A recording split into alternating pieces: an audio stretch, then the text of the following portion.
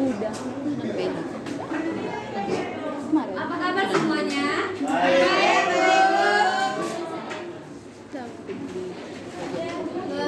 Hari ini kita belajar apa? Tahu. Belajar tentang akidah akhlak. Untuk memulai materi kita pada hari ini, kepada ketua kelas harap memimpin doa terlebih dahulu. Amin. Ya, terima kasih kepada ketua kelas. Selanjutnya untuk menghadiri Pak akan absenkan terlebih dahulu. Absennya mana?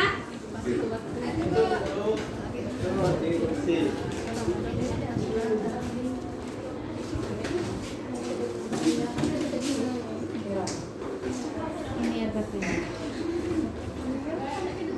Etni Junita, Desina Sari, Eka Setiarini. Kemudian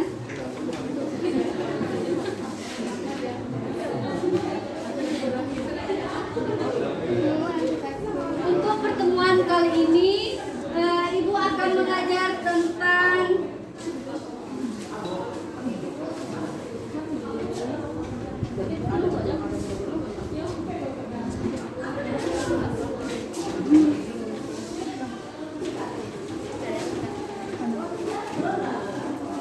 Wah, Monik gimana?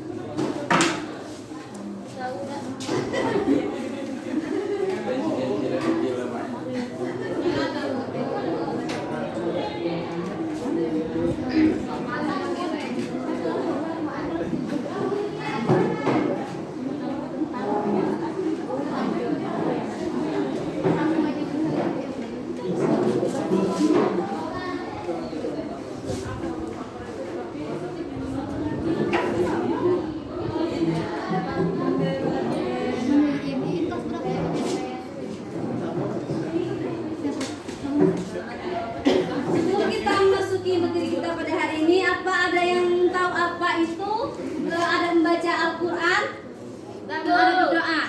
Doa dulu Bu, ambil wudhu. Ya, terus apa lagi? Wudhu. Suci, terus apa lagi? Bersih daripada hadas dan Jiran. sebelum kita mengetahui ada pengertian tersebut, Ibu akan menanyakan apa itu Al-Quran. Siapa yang bisa menjawab, angkat tangan. Kitab suci. Terus pintar. Terus apa lagi? Allah yang diturunkan melalui malaikat Jibril, Allah turunkan kalam Allah yang diturunkan melalui malaikat Jibril yang disampaikan kepada Nabi Muhammad, sedangkan Nabi Muhammad menyampaikan kepada Ya, bagus, tepuk tangan untuk wanita Rahayu. Terima kasih, nilainya A+.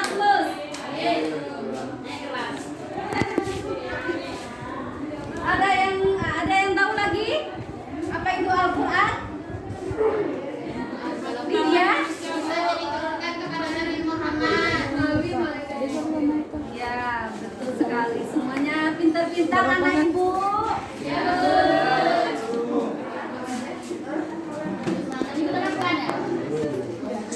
Sudah makan semuanya? Sama apa tadi? Al-Quran adalah kitab pedoman dan petunjuk jalan yang lurus dan memberi bimbingan kepada umat manusia di dalam menempuh perjalanan hidupnya agar selamat di dunia dan di akhirat, dan dimasukkan ke dalam golongan orang-orang yang mendapatkan rahmat dari Allah. Maksudnya di sini Al-Quran adalah kitab atau petunjuk yang mana Al-Quran itu membawa kita suatu jalan yang lurus, yang membawa kita kebenaran, dari yang tidak tahu menjadi tahu. Seterusnya Al-Quran itu merupakan pedoman kita, pedoman hidup kita, yang mana di dunia ini adalah merupakan pedoman hidup kita agar bahagia di dunia dan di akhirat. Contohnya seperti kita ingin menjadi keluarga sakinah mawaddah warahmah, kita harus mempunyai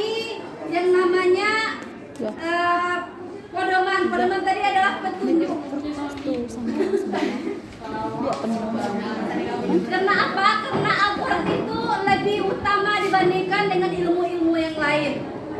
Al-Quran itu lebih baik kita dipelajari dan mengajarinya.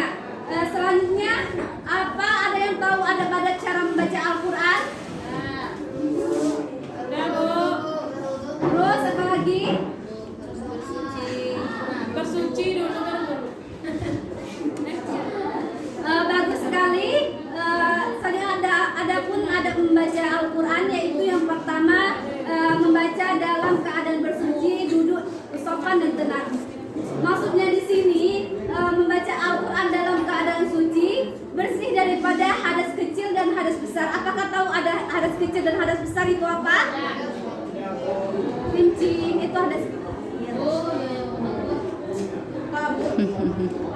Duduk sopan dan tenang, maksudnya tahu nggak? Duduk sopan dan tenang. Jadi ketika kita membaca Al-Quran, kita itu harus duduk sopan dan tenang. Pakaian kita itu harus memakai jilbab. Nggak boleh kita membaca Al-Quran itu dalam keadaan membuka aurat, itu kan tidak sopan. Ya, Bu. Mengerti? Mengerti. Dan dalam keadaan membaca Al-Quran itu harus tenang, nggak boleh gelisah, Mengerti. nggak boleh Mengerti. ngotak. Tahu ngotak? Berbicara. Ngobrol. Selanjutnya membaca dengan pelan dan tidak cepat agar dapat menghayati ayat yang kita baca. Membaca Al-Quran itu tidak boleh terburu-buru, harus pelan agar seperti dibacakan ayatnya.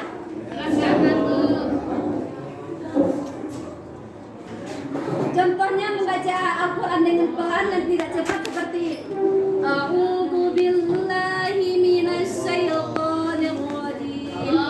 Bismillahirrahmanirrahim. Wa minan nasi man yaqulu amanna billahi wa bil yawmil akhir wa ma hum bimu'minin.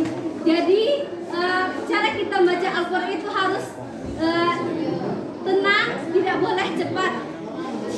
Selanjutnya membaca Al-Quran dengan khusyuk, dengan menangis karena sentuhan pengaruh ayat yang dibaca sehingga bisa menyentuh jiwa dan hati. Ketika kita membaca Al-Quran tadi, kita harus menangis, meneteskan air mata. Kenapa? Karena ayat yang kita baca seperti di kori-kori ayat itu kan menyentuhkan hati, menyampai ke hati maksudnya. Sehingga kita mendengarnya menangis, meneteskan air mata. Bu, ya. Jika kita membaca Al-Quran, kita tidak menangis, gimana? Berarti kita tidak menghayati sampai ke hati. Selanjutnya, Emang harus nangis, Bu, diwajibkan. ini kan ada cara membaca Al-Quran agar kita mendapatkan kesempurnaan. Selanjutnya membaca Al-Quran. Selanjutnya membaguskan suara ketika membacanya. Jadi ketika kita membaca Al-Quran itu harus memperbaguskan suara, bukan memperbaguskan suara liriknya, bukan. Yang memperbagusnya maksudnya di sini yaitu maharajnya, tajwidnya, panjang pendeknya harus sesuai dengan prosedur tajwid tersebut.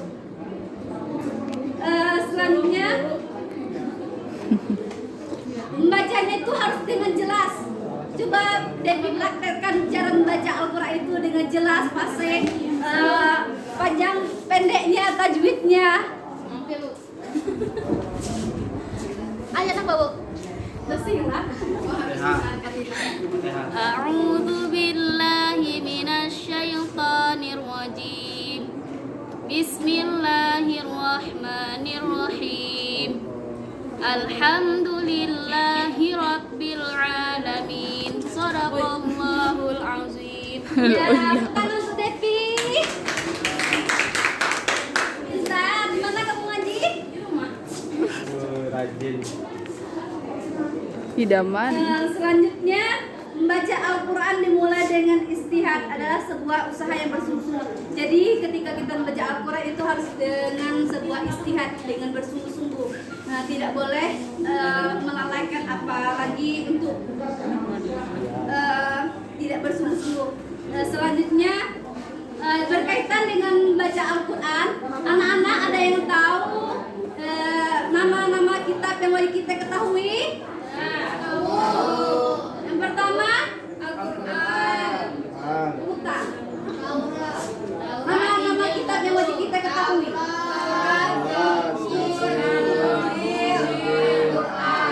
Udah pintar semuanya. Taurat diturunkan kepada Nabi Daud. Pada Nabi Daud. Pada Nabi Musa. Selanjutnya Zabur kepada Nabi siapa? Daud. Pintar. Injil kepada Nabi siapa? Al-Quran. Pintar semuanya, nggak ada yang bodoh. Mir. Selanjutnya materinya itu ada berdoa. Ada yang tahu ada berdoa bagaimana?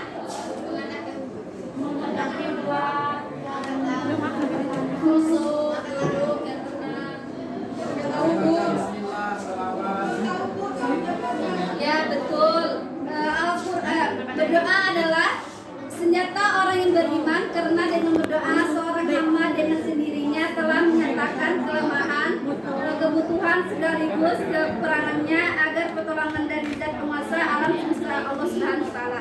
Jadi dengan cara kita berdoa, dengan cara kita memohon perlindungan Allah, memohon minta pertolongan Allah, jadi kita itu merasa diri kita ini lemah, merasa diri kita ini tidak berdaya, melainkan hanya kekuatan dari Allah Subhanahu wa taala.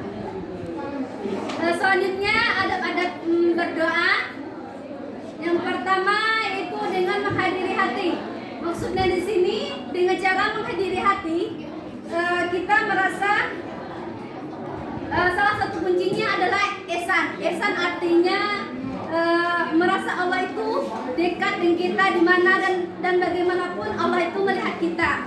Dengan cara kita berdoa kita merasa Allah itu melihat kita. Kita berdoa sudah sholat, Allah itu melihat kita dimanapun dan bagaimanapun.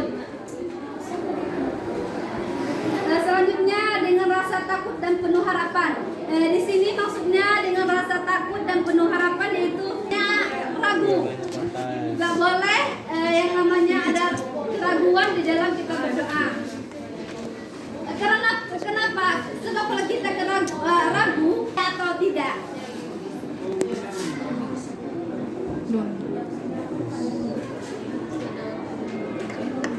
Dengan cara kita berdoa, kita itu yakin bahwa Allah itu akan mengabulkan doa-doa kita. Intinya adalah satu, niat dan yakin.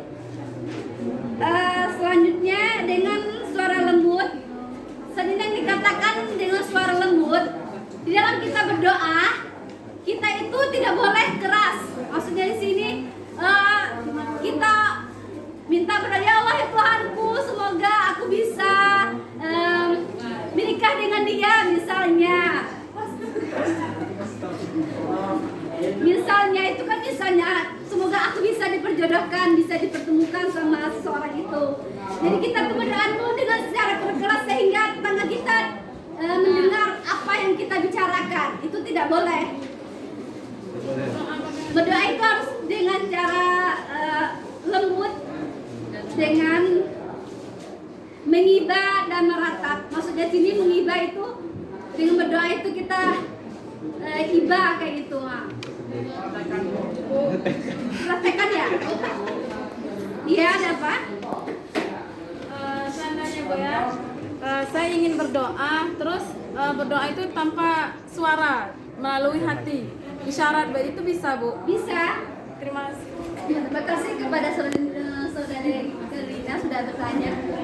Maksudnya tadi itu dengan di hati, nggak diucap. Allah itu kan maha mendengar, maha melihat.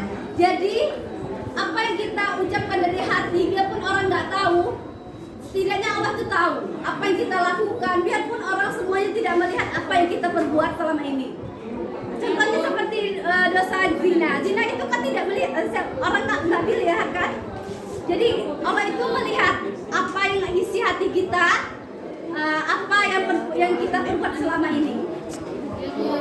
Mengerti kepada saudari Karina? Ya, Bu. Habis. Baiklah, Bu merasa cukup sampai di sini pertemuan kita pada hari ini karena mengingat waktu. Ibu akhiri dengan alhamdulillah.